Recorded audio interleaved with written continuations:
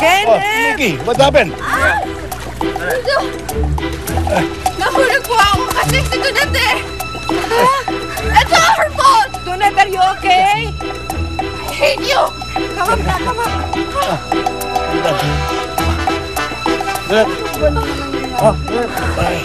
Dandan. Slowly, slowly, slowly.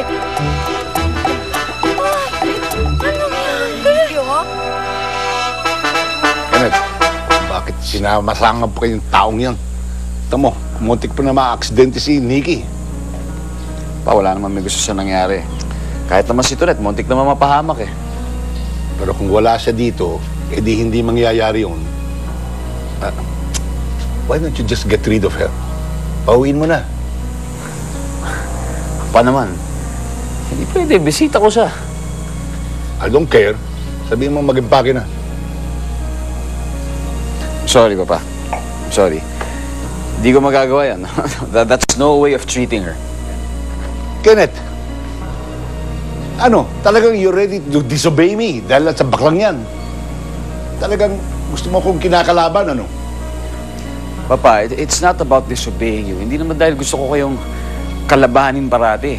Ang sa akin lang naman, siyempre, tratuin natin siyang parang tao. Huwag naman natin siyang bastusin. Bastusin? She shouldn't even be here. To begin with, hindi naman siya miyembro ng pamilya natin. Oo nga. Hindi man natin siya kadugo. Pero mahalaga siya sa akin. And she makes me feel what family is.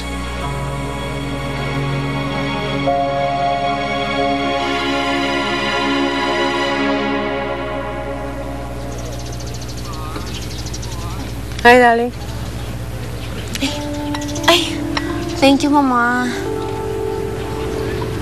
Okay ka lang? Okay lang po ako. Salamat, Mama. Kaya lang po, gusto ko lang talagang sabihin na hindi ko talaga sinasadya yung mga nangyari. Yung nahulog si Nikki. It's okay, darling. I believe in you. Salamat, Mama. Kaya lang, paano naman po yung ibang mga tao? Baka ho lahat sila galit sa akin. Ay, nako. Pabayaan mo nga sila. Alin bang mas importante sa'yo? Ang iniisip nila o ang iniisip ni Mama Marita? After all, hindi naman sila ang boss mo, hindi ba? Kaya kahit na matagal nang magkaibigan si Nika at si Kenneth, mas kilala pa rin kita. And I can attest na hindi ka masamang tao para deliberately ihulog si Nikki ron. Alam ko nang palaban ka rin kung minsan. But to be downright cruel is not exactly in your bones, darling.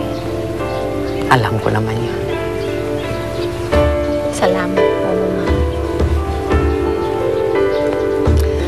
You're always welcome.